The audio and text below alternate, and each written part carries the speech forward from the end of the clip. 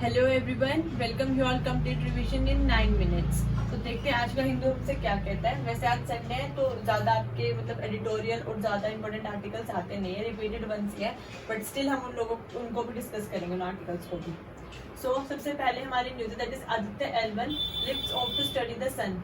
ये आपके सबसे फ्रंट पेज पे न्यूज थी हिंदू में कि हमारे आदित्य L1 जो है, कल आप सभी को बताइए रील्स हर जगह वायरल हो रखी है और हमारे इसरो ने भी ऑफिशियल वीडियो इसकी रिलीज की थी कि हमारा जो आदित्य L1 है वो टेक ऑफ कर चुका है। और वो किस रॉकेट से टेक ऑफ किया है, दैट इज PSLV 59 फ्लाइट थी, मतलब ये PSLV की 59 फ्लाइट थी। तो PSLV से उसने टेक ऑफ किया, that is polar satellite launch vehicle. इसमें हमारे पास 7 पेलोड्स हैं, that is VELC, SUIT, SoLEXS, ASPEX, HEL1OS, PAPA and then advanced tri axial spectrometer. ठीक है, उसके बाद ये हमारी किस चीज की स्टडी करेगा, वहां जाके कोरोनल मास इजेक्शंस की, सोलर फ्लेयर्स की, उसकी आउटर लेयर की, इन सब की स्टडी करेगा। अब मैं आपको इसका एक बार डायग्रामेटिक रिप्रेजेंटेशन दिखा देती हूँ। ऑल्दो हम ये ऑलरेडी कवर कर चुके हैं, लेकिन स्टिल जैसे हमारे साथ न्यू व्यूअर्स जुड़ते हैं तो उनके लिए L3 या L1 है, यहाँ L2 है आपका। ठीक है, ये हमारा सन है and this is our earth. Okay, ये हमारे ऊपर L4 एंड L5 है। ठीक है, हम यहाँ पे अपना हीलियोस, ये जो हमारा कैपस्टोन ऑर्बिट बोलते हैं, इसको आप हीलियोस ऑर्बिट भी बोल सकते हो क्योंकि ये सन की ही स्टडी करेगा। तो यहाँ पे हम अपने आदित्य L1 को इस ऑर्बिट के अंदर ऐसे प्लेस कर देंगे। L1 क्योंकि लैग्रेंजे 1 पॉइंट इसका नाम है, हमारे पास 5 लैग्रेंजे पॉइंट्स है, लैग्रेंजे 1, लैग्रेंजे 2, लैग्रेंजे 3, लैग्रेंजे 4, लैग्रेंजे 5। जो L3, L1 और L2 है वो हॉरिजॉन्टल लाइन में है, L4 एंड L5 हमारे थोड़ी वर्टिकल हाइट पे है। अब लैग्रेंजे 1 पॉइंट पे प्लेस करने के इसके कुछ इंपॉर्टेंट रीजंस है। पहला रीजन ये है कि यहाँ से वो सन को कॉन्टिन्यूअस स्टडी कर सकता है विदाउट एनी डिस्ट्रप्शन, क्योंकि बिकॉज अगर हम L2 पे प्लेस करते हैं तो L2 पे जब मून रिवॉल्व करता है अर्थ के अराउंड, तो यहाँ पे मून उसके सामने आ जाएगा, तो उसे एक for a particular time period वो स्टडी नहीं कर पाएगा। ठीक है, L4 और L5 पे हम इसको इसलिए प्लेस नहीं करेंगे, ऑल्दो L4 एंड L5 ज्यादा स्टेबल है लेकिन वो काफी दूर है। ठीक है, इसलिए हम उसको वहां प्लेस नहीं कर सकते। L3 पे वो सन के बिहाइंड हो जाएगा, हमें ज्यादा एनर्जी प्रोवाइड करनी पड़ेगी, इसलिए हम लैग्रेंजे पॉइंट 3 पे प्लेस नहीं कर सकते हैं। L1 पे दूसरा रीजन प्लेस करने का ये भी है कि यहाँ पे आपकी सन की और अर्थ की ग्रेविटेशनल फोर्स जो है इक्वल हो जाती है, तो यहाँ पे हमें उसको ज्यादा एनर्जी नहीं देनी पड़ेगी, वो दोनों के बैलेंसिंग एनर्जी से ही वहाँ पे स्टेबल रहेगा और अपना काम इजिली कर पाएगा। इसलिए हमने आदित्य L1 को, L1 इसका नाम इसलिए है, यहाँ पर प्लेस किया है। सो आई होप आज आपको ये क्लियर हुआ होगा और अच्छे से। नेक्स्ट इसमें था कि हमारा इट विल कवर, ये जो डिस्टेंस है ये कवर करेगा यहाँ से अर्थ से 1.5 मिलियन किलोमीटर का, और इसमें जो ये डिस्टेंस है ये ऑलमोस्ट 1% है बिटवीन सन और अर्थ की दूरी से, लेकिन इस पॉइंट पे आके सन और अर्थ की ग्रेविटेशनल फील्ड जो है वो इक्वल हो जाते हैं, फोर्स। देन जो सन है हमारा वो 460 करोड़ ईयर्स जो है ओल्ड है। ठीक है, सो उसके बारे में कैसे फॉर्म उस टाइम पर हुआ था ये सब देखते हैं, कितना हद तक स्टडी कर पाता है। देन उसके बाद Aditya L1 stay in orbit around earth for 16 days. Obviously आपको बताइए कि अगर जैसे ये अर्थ है और ये सन है, ठीक है, यहाँ तो ऐसे तो है नहीं डायरेक्ट चला गया यहाँ से, ऐसे नहीं होता है, ये पहले रिवॉल्व करेगा इस तरीके से, उसके बाद ये यहाँ जाएगा। ठीक है, सो ये जो रिवॉल्विंग इसका टाइम पीरियड है अर्थ के अराउंड वो 16 डेज का है, 16 डेज तक ये रिवॉल्व करेगा। उसके बाद हम थोड़ा सन के बारे में पढ़ लेते हैं। जो सन है हमारा वो 91% हाइड्रोजन से मिलके बना है, 8.9% हीलियम है एंड 0.1% आपके रेस्ट एलिमेंट्स है। अब आप सोच रहे होगे इसमें हीलियम कैसे आई। जब हमारा यूनिवर्स फॉर्म हुआ था, ज्योग्राफी में भी हम ये पढ़ते हैं, तो सबसे पहले हाइड्रोजन और हीलियम नेबुला क्लाउड फॉर्मेशन हुई थी, और हर हाइड्रोजन ने मिल के ही हीलियम को फॉर्मेशन किया, तो वही इसमें बनी हुई है। ठीक है, उसके बाद हमारा 1.5 मिलियन डिग्री सेल्सियस जो है आपका टेम्परेचर है सन के इनसाइड में। ठीक है, और अब हम सन की लेयर्स पढ़ लेते हैं। सबसे अंदर की जो हमारी लेयर है दैट इज कोर, उसको हम कोर बोलते हैं। उसके बाद हमारा कॉन्वेक्टिव जोन है, देन हमारा रेडिएटिव जोन है, देन हमारा फोटोस्फेयर है, then chromosphere, then transient, then corona. ठीक है, तो इसको हम शॉर्ट फॉर्म में लर्न करने की ट्रिक देख लेते हैं। को RPCTC। ठीक है, अब देखो RPCTC। आपका सीटी स्कैन होता है, आप सबने सुना होगा बायोलॉजी में, एक हम सीटी स्कैन बोलते हैं। सो CTC वैसे तो स्कैन की स्पेलिंग एस से स्टार्ट होगी, बट आप सी से फोर इसके लिए याद रख लीजिए। सो सीटी स्कैन हो जाएगा, ठीक है। और ये RP मतलब एक तरीके से राइमिंग ही हो रहा है RP, ठीक है। सो को RPCTC, क्योंकि आपका जो MCQ है उसमें वो आपके लेयर्स में पूछ सकते हैं किस तरीके से। सो कोर सबसे अंदर वाली core, convective zone, then radiative zone, then photosphere, then chromosphere, transient zone and then corona.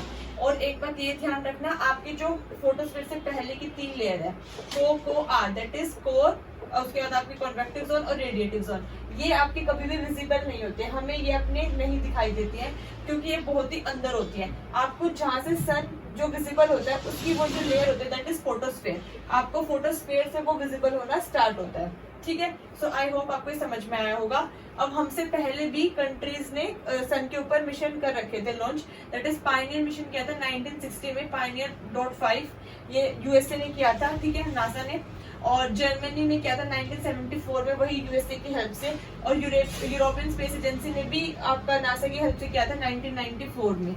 अब हमने अपना सोलर मिशन जो है लॉन्च कर दिया, ठीक है। नेक्स्ट हमारी न्यूज थी Chandrayaan 3 will go now in deep sleep, क्योंकि अब आपको पता ही है कि जो उसका रोवर है प्रज्ञान है, उसको जो भी काम करना था वो ऑलमोस्ट अपने वर्क जो है कंप्लीट कर चुका है। उसने इसरो को फोटोज भी भेज दिए हैं। उसमें हमारे 2 पेलोड्स थे, APXS and LIBS, that is alpha particle X-ray spectrometer, और उसका आपका दूसरे का नाम था LIBS, ठीक है।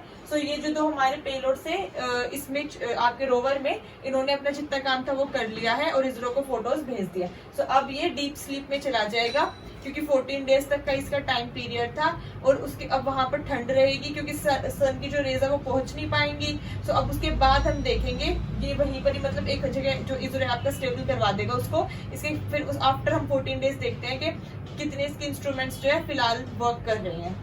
नेक्स्ट हमारी न्यूज है 3/4 of India's irrigation uses electricity. जितना भी इंडिया में इरिगेशन होता है उसका जो 3/4 है वो डायरेक्ट इलेक्ट्रिसिटी के थ्रू होता है, तो ये उसी के ऊपर है। और ये आर्टिकल इसलिए आया है क्योंकि अभी आपका 6th माइनर इरिगेशन सेंसस हुआ है जो कि अंडर मिनिस्ट्री ऑफ जल शक्ति है। तो आप ये मिनिस्ट्री जरूर याद रखिएगा, अंडर मिनिस्ट्री ऑफ जल शक्ति आपका 6th इरिगेशन सेंसस आया है, जिसमें आपके टॉप स्टेट्स जिनमें सबसे ज्यादा वाटर इरिगेशन स्कीम्स इंप्लीमेंट की जाती है या ऑर्गेनाइज की जाती है, दैट इज UP, MP, इसके बाद आंध्र प्रदेश था, देन तेलंगाना, इस तरीके से था, ठीक है। सो बेसिकली ये बोला जा रहा है कि ये सबसे ज्यादा water irrigation via electricity use करते हैं।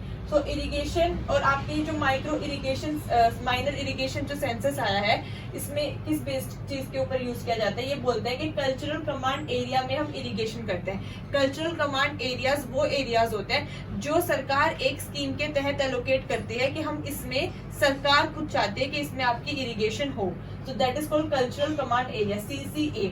इसके एग्जाम्पल्स है आपके प्रधानमंत्री कृषि सिंचाई योजना, पर ड्रॉप मोर क्रॉप, ठीक है, इस तरीके से ये आपके एग्जाम्पल्स हो गए। देन इसमें हमारा 96.6% इसी सेंसस में बोला है कि 96.6% प्राइवेटली ओन्ड है। आपका जो ग्राउंड वाटर है उसमें से 98.3% जितना भी आपका कंपनीज है उन्होंने ओन कर रखा है प्राइवेट सेक्टर ने, और 18% स्कीम्स फीमेल्स के लिए थी, ठीक है। और 23.14 मिलियन स्कीम्स हम टोटल ऑल ओवर इंडिया में फिलहाल रन कर रहे हैं फॉर माइनर इरिगेशन। और अभी उसी में बोला था कि जो पॉन्ड्स का डाटा था पहले से अब जो है वो कम हो गया, हमारे जो पॉन्ड्स है वो कम हो गए हैं, ठीक है।